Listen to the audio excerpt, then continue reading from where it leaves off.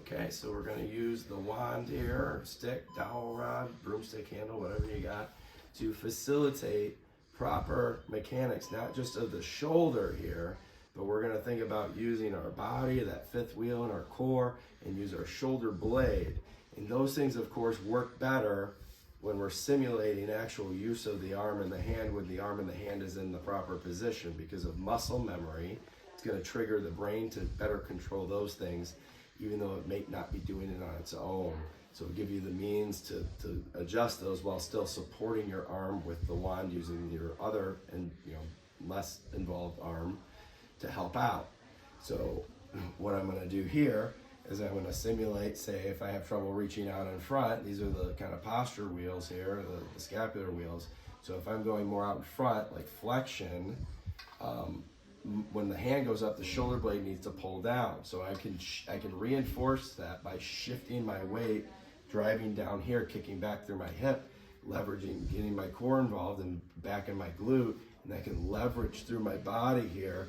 And if I need to, I can even rotate from my core here to adjust my rotation to pull better, be able to leverage the arm, the hand and the arm back, really more specifically the shoulder blade back so I'm not pinching in my shoulder.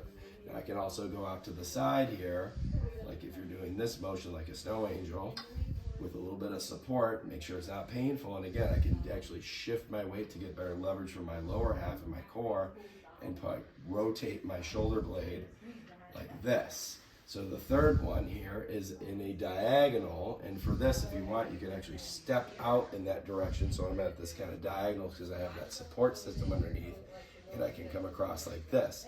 So the diagonal, this is shoulder scaption, but that also, it's a combination of flexion and abduction here. So we get the pulling of the shoulder blade back down and in towards the middle of your back, but you also get that rotation, that dial turning, and so it creates this kind of more fluid and controlled, but also more complex movement.